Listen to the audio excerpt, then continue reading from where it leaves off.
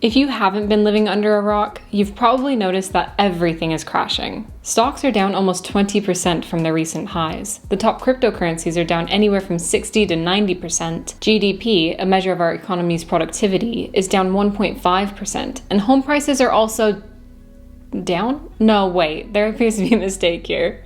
Okay, turns out home prices are actually at an all-time high still. Seriously, the housing market is ridiculous. I was browsing homes for sale in my hometown the other day, and well, if you're looking for a 3-bed, 2-bath house that's under $300,000, you really only have 7 options. And this is one of them. And it's just lovely. I mean, really, a quaint little home that really blurs the edge between nature and home living. Anyways, the reason I'm talking about markets crashing is because typically one of the best investments you can make in times of economic uncertainty is in high-quality dividend-paying companies. So here are 7 of the top dividend ETFs that pay dividends on a monthly basis to provide you with consistent dividend income during these unprecedented times. So in no particular order, coming in at number 7, we have PFF, also known as iShares Preferred and Income Securities ETF. This ETF was designed to mirror the performance and yield of the S&P U.S. Preferred Stock Index, which holds a total of 495 stocks. This ETF gives you exposure to preferred stocks in the U.S., which is appealing to investors because preferred stockholders have a higher claim on dividends than common stockholders. For example, in the event a company experiences financial distress and decides to suspend its dividend, preferred shareholders usually have the right to receive payment in arrears before the dividend can be resumed for common shareholders. Basically, it's a more secure form of stock ownership. Your dividend is safer, and so is your investment if the company goes into bankruptcy. But speaking of safety, we wanted to give a quick thanks to our sponsor, Aura. Do you know what the fastest growing crime affecting millions in America is?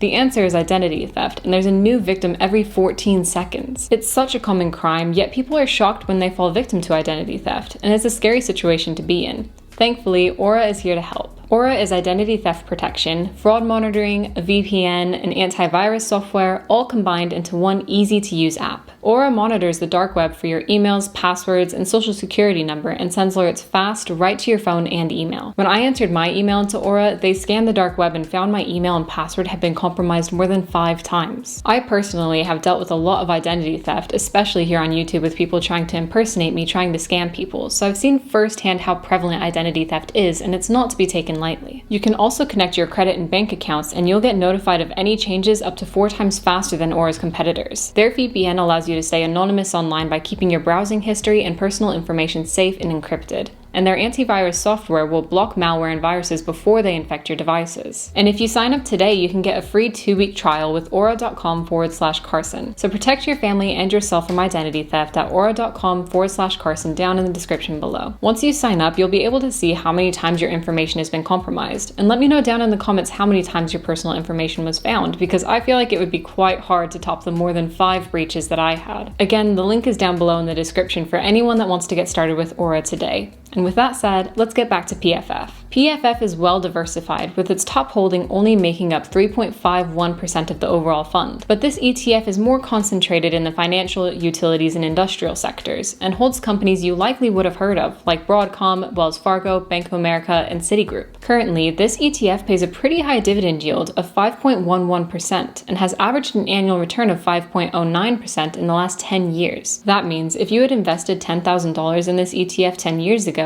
your investment today would be worth roughly $16,429, assuming that you reinvested your dividends to further compound the returns of your investment. Also, the expense ratio on this fund is pretty average at 0.4%, which means you would pay $40 annually for every $10,000 invested. Overall, this ETF is a great choice if you're interested in a well-diversified portfolio of preferred U.S. stocks that have a fairly high dividend yield. Coming in at number 6, we have DIA, also known as the SPDR Dow Jones Industrial Average ETF Trust. This ETF was designed to track the performance of the Dow, which is made up of 30 of the top blue chip stocks in the US. There's not really specific rules that decide what companies are included in the Dow. Instead, it's done using a more qualitative approach. It's said that for a company to be added to the Dow, it has to have an excellent reputation, demonstrate sustained growth, and be of interest to a large number of investors. You've probably heard of or had your life affected by all of the companies included in this ETF.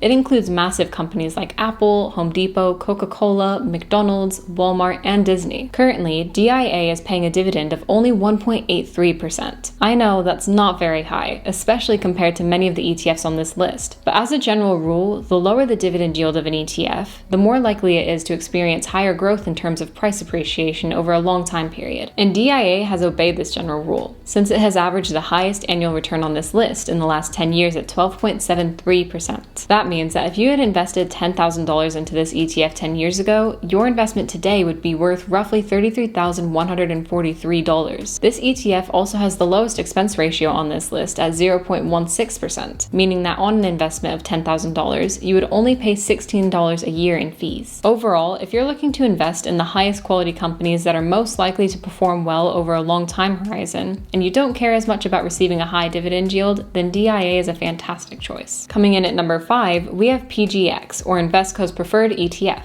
This is another preferred stock ETF that is invested in a total of 297 stocks. The last ETF I mentioned was more of a capital appreciation play, whereas this one is more of a dividend play, so expect a high dividend, but not a lot of appreciation on your investment. PGX is more heavily weighted towards the financial sector, and is invested in companies like Citigroup, JP Morgan Chase, and Wells Fargo. This fund currently pays a 5.69% dividend yield, and has returned an average of 4.91% annually over the last 10 years, meaning a $10,000 investment in this index ETF 10 years ago would now be worth $16,150. PGX also has a 0.51% expense ratio, which is a little above average, paying $51 annually on every $10,000 invested in this fund. Moving on to number 4 on our list, we have SDIV, also known as the Global X SuperDividend ETF. This fund tracks an index of 119 equally weighted companies that rank amongst the highest dividend payers around the world. SDIV has a fantastic track record of paying its dividends, having made distributions monthly for over 20 years now. But probably the biggest reason to own this ETF is to get exposure to the global stock market. All of the ETFs I've mentioned so far have focused on US stocks, and with the US continuing to experience record inflation despite the Fed's attempts to lower inflation through raising interest rates, you might want to think about diversifying your portfolio away from US stocks through owning a global stock ETF like SDIV. You can see that in addition to holding US stocks, a large percentage of the ETF's holdings are international stocks from countries like China, Hong Kong, Brazil, and Britain, which apparently is where everyone in the comment section thinks I'm from. I've had so many people in my comments saying that I have a confusing accent, but it's because my husband is British and I'm from Arizona, so I guess this accent has rubbed off on me now, and it's created this weird hybrid American-British accent of mine. But anyways, I know a lot of you were curious about my accent, so now you know why I sound the way that I do. And it's because I spend way too much time with my husband since we both work from home. Anyways, back to SDIV, which currently pays a massive 11.16% dividend yield, but unfortunately has only returned an average of 1.01% annually over the last 10 years, meaning a $10,000 investment in this ETF 10 years ago would now only be worth $11,057. So once again, we see that inverse correlation between dividends and capital appreciation. Another reason this ETF has a lower return compared to the others on this list is because in the last 10 years, US stocks have far outperformed international stocks. So since this ETF holds about 75% of its portfolio in international stocks, I'm not surprised to see that it hasn't performed as well as ETFs like DIA. However, for the sake of diversification, it's definitely an ETF you should consider. The last note on this ETF is that it has an above average expense ratio of 0.58%. Meaning you would pay $58 annually for every $10,000 invested into this fund. At number 3 on my list, we have DHS, which is WisdomTree's US High Dividend Fund. DHS tracks a dividend-weighted index of high dividend-paying US companies, and excludes companies with a market cap of less than $200 million. This ETF is still well diversified, but not as diversified as some of the others on this list, as its top 10 holdings make up nearly 50% of the portfolio, with the largest share being in stocks like ExxonMobil and Chevron. All in all, this ETF holds a total of 386 stocks. DHS, as of now, is paying a 3.6% dividend yield and has averaged an annual return of 11.73% over the last 10 years, which is one of the highest 10-year returns on this list. And an investment of $10,000 into this fund made 10 years ago would now be worth $30,318. This fund also has a little below average expense ratio of 0.38%.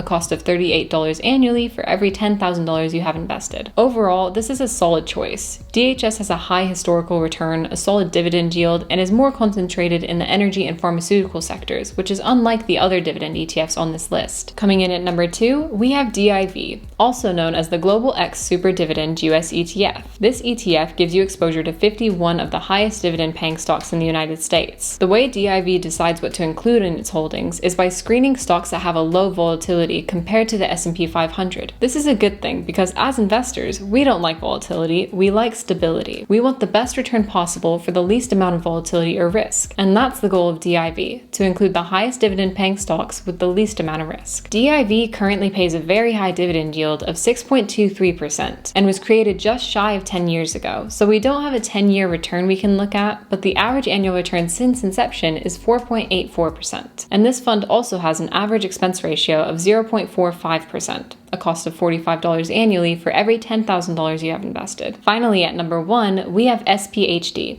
which is Invesco's S&P 500 High Dividend Low Volatility ETF. This fund invests at least 90% of its assets in S&P 500 stocks that have historically provided high dividend yields and low volatility. The S&P 500 is an index made out of 500 of the biggest and best companies in the U.S. The fact that out of these 500 companies, this ETF chooses the highest dividend-paying companies with the lowest volatility makes this a must for your dividend portfolio. This ETF holds 51 stocks and is currently paying a dividend yield of 3.65%. This ETF was also created just short of 10 years ago, so again, we don't have a 10-year return we can look at, but since inception, it has averaged a really good annual return of 10.97%. And this fund has one of the lowest expense ratios on this list at 0.3%, a cost of only $30 annually for every $10,000 you have invested. So overall, SPHD has averaged a high return in the past, has a good dividend yield, a low expense ratio, and is full of very high-quality companies, making this an amazing investment to own for the long term. And those are the 7 top dividend ETFs from me today. I hope you guys enjoyed, and if you did, make sure you like and subscribe for more content. I'll see you in the next one, guys. Take care.